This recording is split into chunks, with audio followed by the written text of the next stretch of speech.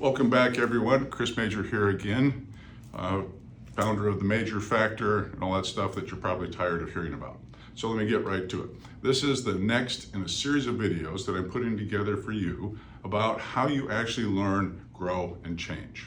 We talked in the last one about the process of authentic learning, and in this one I want to dispel a couple little myths and then show you something hopefully insightful that will guide you into the future that you want. So too often, listening to what's going on in the world, people talk about, oh, you've got to build some new habits. You got to get these habits. There's the 7 habits and these habits and those habits. And that's followed by the 10 rules and the laws and all this kind of stuff. And frankly, for the most part, I know that people don't like to hear this. That's crap. Yeah, I know I said it. So here's what I'm pointing to. In the world that I come from, world of performance, high performance with athletes, elite military units and so forth, habits are dangerous, right? The way we tend to see it is habits are for junkies, and in the military world, for example, habits get you killed. So example, I'm an officer, we're out in the field, I have a habit every morning of getting up at 06:30, walking out, doing my business, heading over to get something to eat. If I do that at the same time every day, it's just a matter of time before some sniper is going to ping me. Simple matter, okay?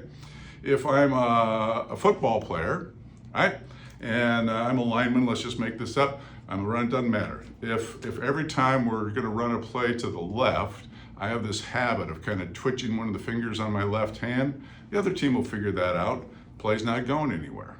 Right? So what we wanted to do is bring you the distinction between habits and practices. You want to build new practices. They may become embodied, but I don't like the term habitual, right? Again, in my world, habits are for junkies. You're most likely not junkies. So let's drop that term and work on building practices. Now, practices come in 4 flavors. So think of it as a Johari window. You've got conscious and unconscious, generative and degenerative. Conscious and unconscious, I trust, don't need any explanation. Generative and degenerative refer to what we generate or not as possibilities for myself, right? So if I have a conscious generative practice, an example would be, I get up and I go to the gym most every morning. I consciously think about it, I get up, get my gear on, get in the car, go to the gym, boom. Conscious generative practice, that's generating possibilities for my physical well-being. A conscious degenerative practice would be immediately after the gym. I go by Starbucks, get a sugar-loaded drink and a pastry.